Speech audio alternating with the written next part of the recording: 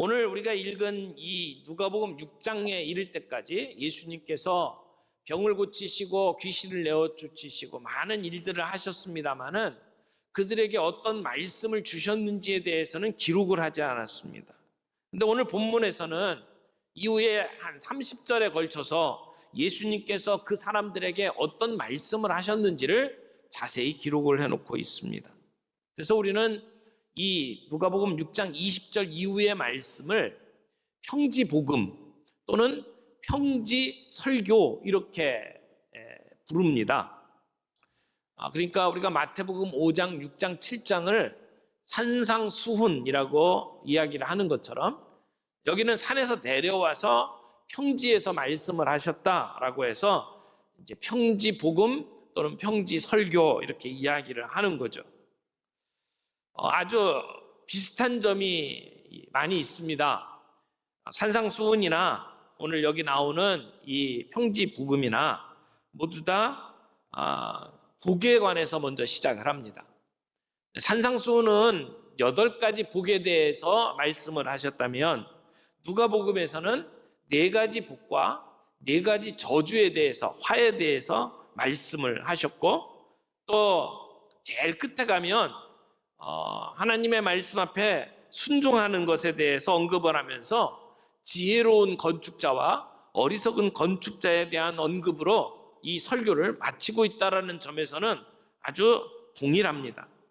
하지만 마태복음은 좀 더 양이 많아요.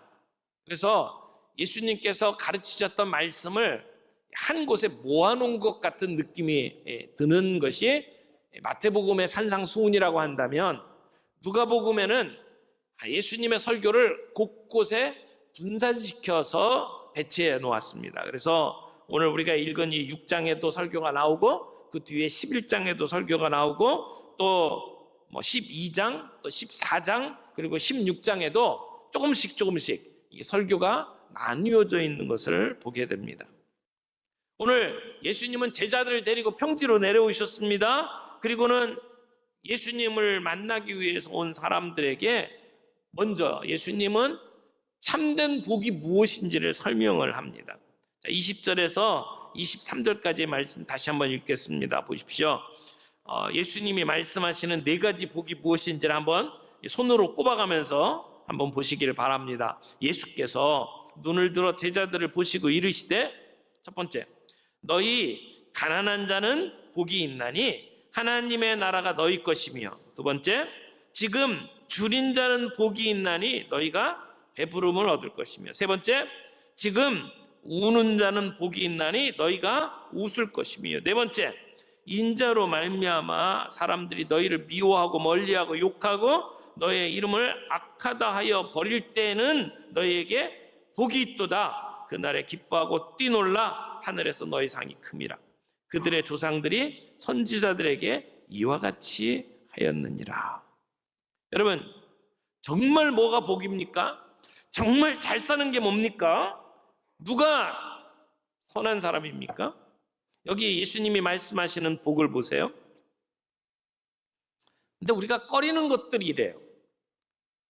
우리가 가장 꺼리는 것들, 가난한 거, 배고픈 거, 우는 거, 핍박받는 거, 이게 복이라고 예수님은 이야기를 하고 있습니다. 그러면 여기서 말하는 복의 의미가 뭘까요? 좀 간단하게 이 하나하나를 좀 살펴보기로 원합니다. 첫 번째는 예수님이 뭐가 복이라고 그랬어요? 가난한 게 복이래요. 가난한 자가 복되도다. 지금 오늘 이 말씀은 복되도다 가난한 자요, 그런 말이에요. 가난한 자가 복되다는 얘기입니다. 그러니까 우리에게 뭐라고 얘기를 하는 거예요? 부유한 자가 되지 말고 가난한 자가 되라. 지금 이 말씀을 하시는 겁니다. 여기 가난한 자는 복이 있나니 할 때 이 가난은 정말 우리 속된 말로 찢어지게 가난해서 다른 사람에게 손을 벌릴 수밖에 없는, 구걸할 수밖에 없는 절대 빈곤의 상태를 이야기하는 말이에요. 먹을 것, 입을 것이 없어서 다른 사람에게 도움을 구해야 되는 정도의 가난. 그러니까 누가 다른 사람의 도움을 받지 않으면 혼자 스스로 생존할 수 없는 가난. 그런 가난한 자가 복이 있대요. 여러분, 그러면 가난한 게 복입니까? 가난한 것 자체가 복입니까? 여기서 우리가 분명하게 짚고 넘어가야 될 것이 있어요. 지금 오늘 이 말씀을 주시는 것이 아마 예수님이 하신 말씀 그대로, 지금 예수님이 하신 말씀을 그대로 지금 우리에게 전달을 하는 것이라고 하면, 예수님은 가난한 자가 복이 있다. 근데 마태복음에서는 이 말씀이 의미하고 있는 바를 좀 더 자세하게 설명한 버전으로 우리에게 설명을 하고 있어요. 뭐라고 그랬어요? 심령이 가난한 자는 복이 있나니. 그러면 마태복음에 나오는 말씀이나 누가복음에 주신 말씀이나 다 우리 주님이 하신 말씀이 분명해요. 관점에 따라서 좀 더 자세히 설명을 한 버전으로 마태복음은 소개하고 있고, 누가복음은 아주 심플한 버전으로 우리에게 소개를 하고 있는 거예요. 그러니까 말 그 자체로 보면 정말 다른 사람에게 도움을 받을 정도로 힘들게 살아가는 가난한 사람들은 복되다라고 이야기를 하고 있습니다. 그러나 성경이 그 가난 자체를 복이라고 우리에게 이야기하신 것은 없어요. 가난한 걸 지지한 적이 없습니다. 가난은 오히려 극복되어야 할 어떤 것으로 우리들에게 가르쳐 줍니다. 그러므로 여기서 가난하다라고 하는 것은 그저 다른 사람들에게 빌어먹고 사는 그 가난함 자체가 복이라고 말씀하시는 것으로 우리가 해석할 수는 없어요.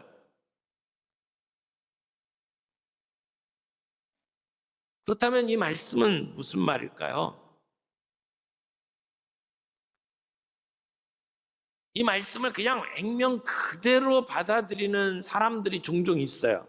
그래서 우리 그리스도인들은 무소유가 되어야 한다. 가난한 삶을 추구해야 된다. 그래서 우리가 가지고 있는 거 모든 거 다 팔고 거지처럼 이렇게 살아가는 것이 마치 예수의 제자가 되는 것이라고 받아들이고, 그걸 추구하면서 살아가는 사람들도 있어요. 일면 우리가 존경하는 부분이 있을 수 있습니다. 그러나 여러분, 우리가 가난해지기 위해서 뭔가 할 필요는 없어요. 아무것도 안 하고 가만히 있으면 가난해져요. 그렇잖아요. 노력하지 않고 일하지 않고 가만히 앉아 있으면 가난해집니다. 근데 그것을 상식적으로 생각해 보세요. 그게 옳은 일인지. 그러므로 가난 자체를 복되다고 말하는 것은 잘못된 해석입니다. 여러분, 어리석은 부자의 비유를 기억하십니까? 그 부자는 그해 가을에 엄청난 풍작을 통해서 많은 소출을 거두었습니다. 그래서 거둬들인 것을 더 쌓을 창고가 필요했어요. 그러면서 부자가 자기 스스로에게 그렇게 얘기하잖아요. 내 영혼아 평안할지어다. 여러분, 근데 농사를 잘 지어서 많이 거뒀어요. 곡식을 거둬둘 창고를 지으면서 내 영혼아 평안할지어다라고 하는 것이 뭐가 잘못됐습니까? 근데 성경은 그가 그 영혼의 만족을 물질로 채우려고 했기 때문에 어리석은 사람이라고 규정합니다. 그러니까 우리 인생의 행복을 하나님과의 관계에서 찾지 않고 세상의 것들로 채우려고 하는 자는 어리석은 자라는 거죠. 이 세상의 것들로 내 마음의 위로를 얻으려고 하는 자는 이 어리석은 부자와 같다고 말을 하는 겁니다. 하나님으로부터 위로를 얻지 못하고, 그래서 의와 희락과 화평이 그의 삶에 찾아오지 못하도록 만드는 어리석은 자. 근데 그 반대로 가난한 자는 하나님을 바라보는 자예요. 내가 이 땅에 내가 누릴 수 있는 위로가 없다라는 것을 알기 때문에 나의 위로는 오직 주님밖에 없습니다라고 주님을 바라보는 가난한 마음을 가진 자에게 하나님은 의와 평강과 화평을 주신다는 겁니다. 그런 가난함이 있기에 예수님을 찾았고, 그런 가난함 때문에 하나님의 나라를 소유할 수 있었다라고 이야기를 하는 거예요. 그래서 너희 가난한 자들은 행복한 자로다.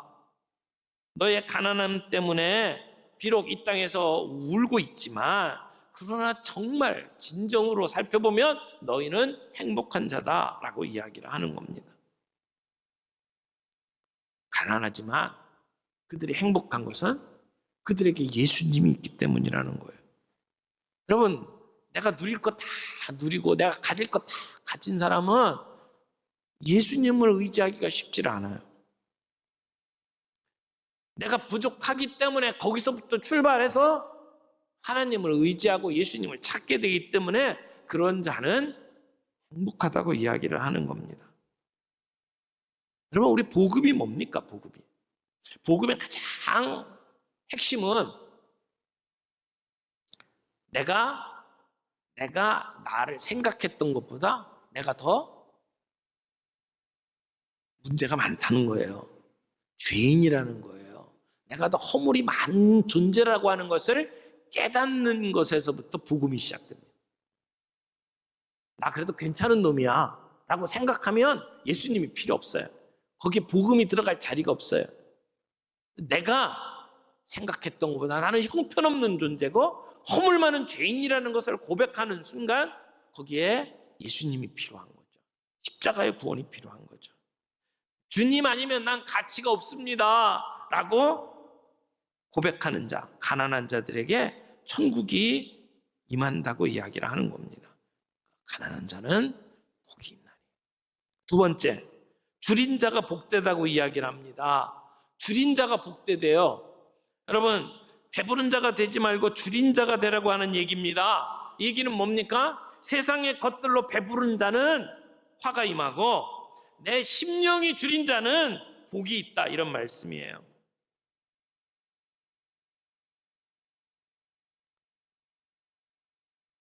부정한 음식들, 제사 드리는 음식들이 있어요. 내가 믿음을 지키기 위해서 그 자리에 들어가지 않아요. 그러면 잠깐 동안은 배고프겠죠. 그러나 다가올 왕국에서는 하나님이 우리를 위해서 마련해 놓으신 만찬에 참여할 수 있다. 그런 메시지예요. 여기 배부름을 얻다라고 하는 것은 충분히 먹는다, 채워진다, 그런 뜻이죠. 그러면 여기서 줄인다라고 하는 것이 뭘 얘기하는 겁니까? 음식 못 먹어서 배고픈 상태에 있는 것이 복되다라고 하는 얘기입니까? 마태복음에서는 의에 줄이고 목마른 자가 복이 있다라고 설명을 해요. 의에 줄인다라고 하는 것은 하나님과의 바른 관계를 맺고 하나님 앞에서 내가 몸부림치면서 살려고 애를 쓰는 모습, 그것이 의에 줄인다라고 표현을 하는 거예요.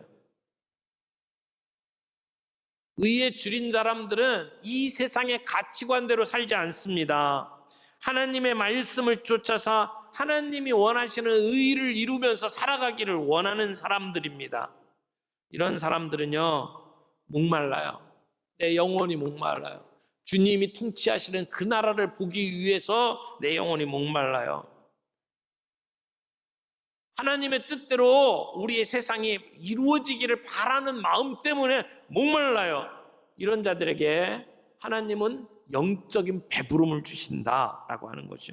시편에 보면 이런 말씀이 있죠. 하나님이여, 사슴이 시냇물을 찾기에 갈급한 같이 내 영혼이 주를 찾기에 갈급하니이다. 우리의 목마름을 이야기하는 거예요. 하나님을 찾고 하나님의 뜻을 이루는데 우리가 목말라 하는 사람, 그 사람은 영혼의 참 안식을 누리게 될 것이다. 하나님은 이런 자를 하나님의 나라를 세우는데 사용하실 것이다. 이렇게 말씀을 하는 거죠. 여러분, 우리가 가난함으로 줄이게 되고 가난함으로 울게 될 때도 있어요. 그러나 그들이 행복한 이유가 뭡니까? 그 줄인 중에 배부르게 하시고 그 고통 가운데 우리를 웃게 하시는 하나님을 만날 수 있기 때문에 그렇다는 겁니다.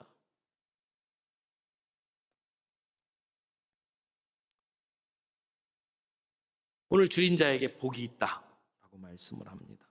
하나님은 사모하는 영혼을 만족해 하시고 줄인 영혼에게 좋은 것으로 채워주시는 하나님이십니다.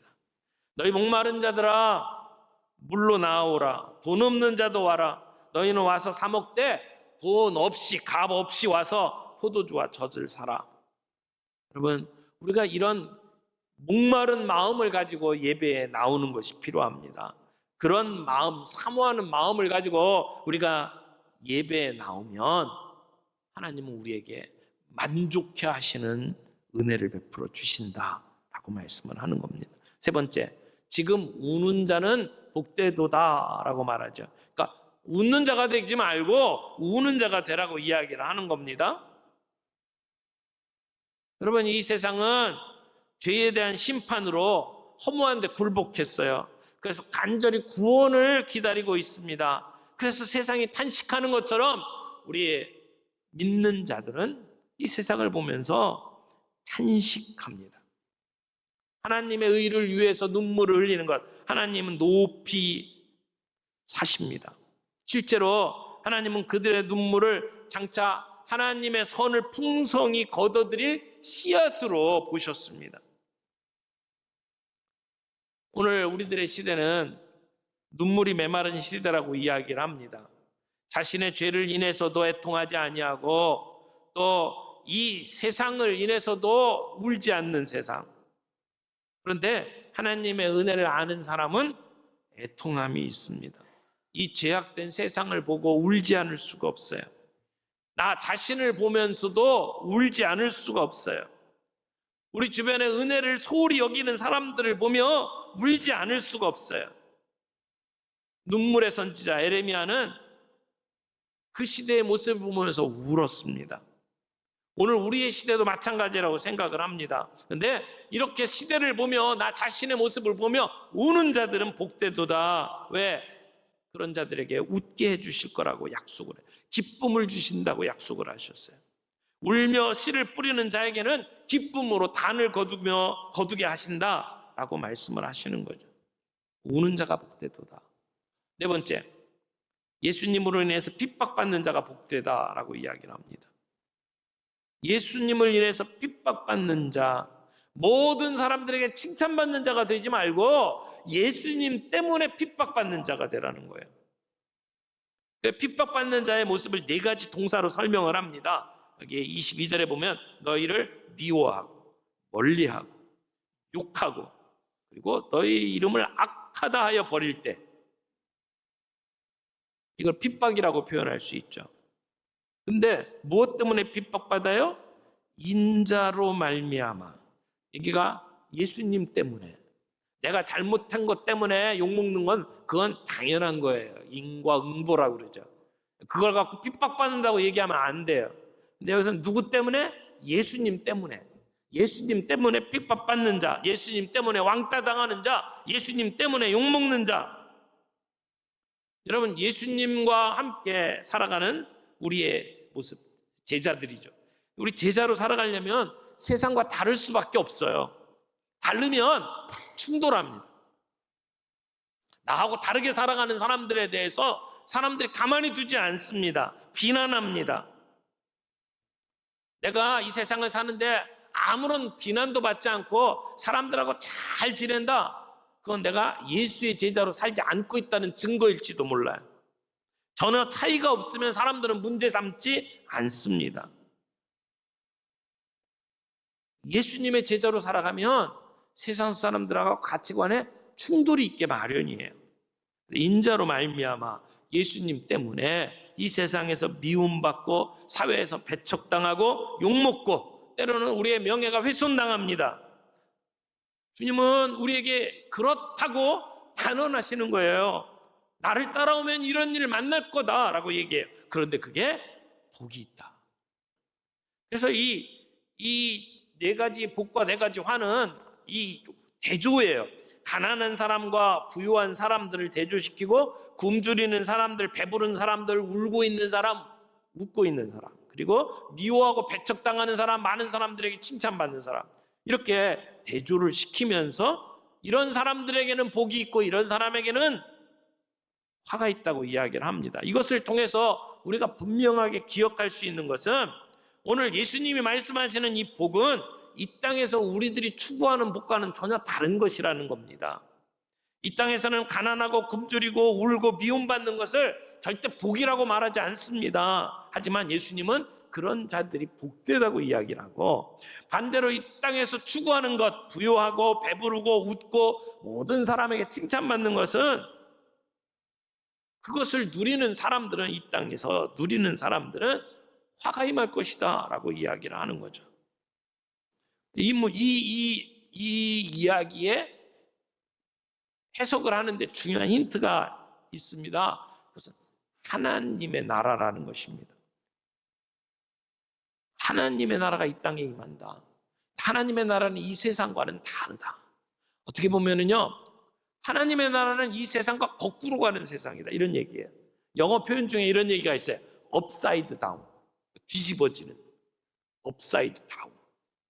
그러니까 이 땅에서 사람들이 좋아하고 즐기는 것이 도리어 하나님의 나라에서는 화요, 이 땅에서 어렵고 힘든 것이 하나님의 나라에서는 복이다라고 이야기를 하는 거죠. 그러므로 이 세상의 가치대로 살면 이 땅에서 우리는 이 땅의 것들로 위로를 받고 살지만 하나님의 나라에서 누릴 수 있는 복은 없다라고 이야기를 하는 것이죠. 사랑하는 성도 여러분, 오늘 이 말씀 우리가 마음속에 담고 함께 정리하기를 원합니다. 여러분, 우리는 제자입니까? 무리입니까? 우리는 복이 있는 자입니까? 화 있는 자입니까? 우리는 이 세상에 가치를 가치대로 살아가는 자입니까? 하나님 나라의 가치를 가지고 살아가는 자입니까? 가난한 자가 복되다고 하셨어요. 하나님의 도우심이 없이는 내가 도무지 살 수 없다고 고백하는 사람. 나는 내가 생각했던 것보다 더 많은 허물이 있고 더 죄인입니다 라고 고백하는 자, 가난한 자. 그래서 주님이 필요한 사람들, 줄인 자가 복되다고 그랬어요. 세상의 것으로 배부른 자는 화가 있고, 그리고 심령에 줄인 자는 복이 있다. 하나님의 뜻을 이루기 위해서 목이 말라 하는 사람, 지금 우는 자는 복되도다. 우리의 삶의 모습, 내 주변에 있는 세상 돌아가는 모습을 보면서 안타까워하며 긍휼한 마음을 가지고 우는 자는 복되다. 예수님의 이름 때문에 핍박받는 자는 복되다. 모든 사람에게 칭찬받으려고 하는 그런 태도는 결국 화를 불러온다라고 주님이 이야기를 하는 겁니다. 오늘 우리의 삶 속에 이런 가난함이 있기를 바랍니다. 이런 애통함이 있기를 바랍니다. 예수님 때문에 받는 핍박 기뻐하고 즐거워할 수 있는 저희들이 되기를 바랍니다. 그래서 하나님의 백성답게, 예수 그리스도의 제자답게 오늘도 살아가는 저희들이 되기를 원합니다.